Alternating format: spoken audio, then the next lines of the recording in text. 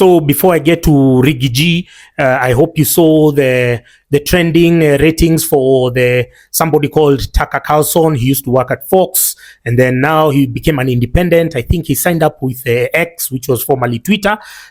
Twitter under Elon Musk has been taking a very strategic approach. They are now onboarding people who are being deplatformed in other, social media networks and other media houses. They're being told now, publish directly on X, and you're gonna get some money once your engagements get to a certain number. This is brilliant. There's a reason why Elon Musk is a billionaire. When he took over Twitter, it had ceased being an ongoing concern because it was posting losses. They were just surviving on money, from pushing agenda, all these agendas they were pushing during lockdown, during all these boutique gender identity, whatever they pushing those agendas. We can equate them to our local nation media group. They're posting 2 million shillings, but they're still operational. They haven't downsized or retrenched people. Where are they getting the money from to stay afloat? Obviously, you don't need to be a rocket scientist to know that they've been pushing agenda for GOK. That's why everything about GOK is agenda. When you saw now when Murkomen arrived late at JKIA for an emergency, to attend to an emergency, which was like 12 hours later, and then by the time he was arriving there, where was he? He must have been somewhere with Mutahinguni planning, how can we PR this thing? How can we, because everything about them is PR, not the result, not the logic, not the facts, is PR. How can we PR our way out of this? And we are keeping telling them that the era of Mutahinguni has gone. You guys are in denial. That era is gone. Do the job, deliver, stop. Don't think you can PR your way out of anything. These are not those days. You guys, you still haven't gotten the memo. So anyway, Tucker Carlson was in Hungary, and he was giving a speech to some audiences. I don't know how they were picked up.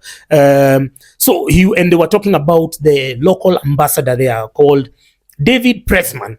David Pressman was trying to impose something. They said they don't want these agendas. All these agendas which are being pushed in the mainstream media. Then they say they don't want, because they are strictly, they have their own religious background, historical background. They don't want outsiders to come and impose. I think the same has happened in Uganda or whatnot. So he was telling them that, I don't understand how our diplomat can come here and lecture you. I mean, the audacity, that is not diplomacy. Diplomacy is winning you over. We are telling you that we have this counter proposal. We are winning you over. We are not imposing our ideologies, our thinking, some of them which are even in their own country, which they are being challenged. Now, I was drawing parallels to the US ambassador to Kenya, Meg Whitman, which is weird. That one is called David Pressman, and this one is called Meg Whitman. Weird, eh? So, and both of them share identical, pasts. Both of them are established businessmen. They fundraised for the Biden campaign, and that's how they, can we say, bought their ambassadorial positions. And so Meg Whitman the other week was in Eldoret, and she made some outlandish claims that the elections were the freest and fairest that she's ever heard of. First of all, we don't know her history of travel or diplomatic service, which I think she came from business.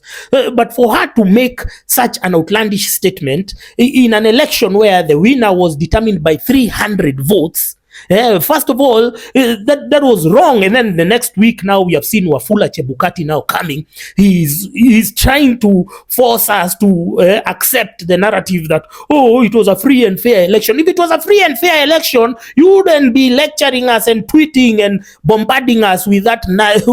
It would have spoken for itself. But the more you keep on saying that, the more Meg Whitman says that, the more we are seeing, there is a red flag over here. That was not. But Wafula Chebukati had blocked a lot of people even before getting to the ballot. You're being blocked for the first time in our history. Even when we were under a Moi dictatorship, we had like 13 presidential candidates. There were people like Mukarunganga, Wangari Maathai. They were never blocked. Suddenly, Wafula Chebukati comes up with these regulations. You need an ID. The ID must tally with the number. The ID must. A lot of nonsense. Just it was an entry barrier because they wanted to pre-rig the elections. The elections were already pre-rigged prior to now the polling, the voting day. So you can see now I was drawing parallels between the US ambassador to Hungary and the US ambassador to Kenya, and how they have come, and instead of being neutral arbiters, instead of being neutral observers, they've come and taken positions without even hiding. Like now, Meg Whitman, immediately she was appointed, like there was a month after President Ruto was sworn in, she was in State House every week until we said, hey, does she have a desk there or something? That's weird. And is USA still the biggest trading partner of Kenya? No. So now we are seeing now this regime is almost like they're hiding behind Meg Whitman's skirt. Now when they are called to Russia, being given subsidized fuel, subsidized wheat, everything, we've been given free fertilizer, they are still now people have gone to BRICS.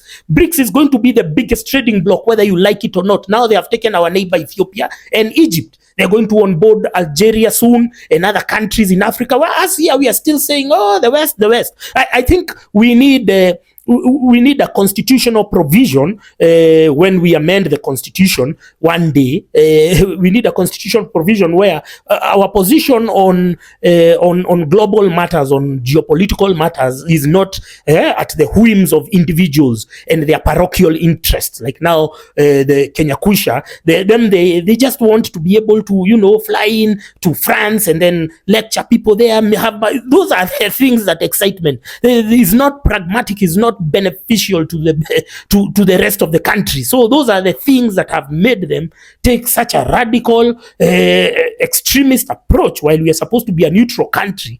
I told you Egypt is meeting with everyone, with US and whatever, and they are of more importance than Kenya. So psychophancy does not necessarily place you at the pinnacle of the geopolitical realm. And now I've seen now at PLO Lumumba and Isaac Kalua, they want to amend the constitution. You old men, you old generation, you cannot be the ones who created the problem. You created this constitution. You thought you were devolving service provision and services and infrastructural development. You guys were devolving corruption. We have not seen anything out of 4 trillion shillings sunk in the last 10 years. There are no checks and balances for the wanton corruption and runaway graft by the governors. And now you are saying you want to come and clean up the mess that you created. No, old men, retire, look for something better to do. Now, to Rigathi, he was at a funeral somewhere in Olkalau for a Mau Mau freedom fighter, and then he went on this tirade. Can we call it tirade? Then he started lecturing. He started getting angry. It's almost like he had been prepped for that speech. Why would you condemn the people of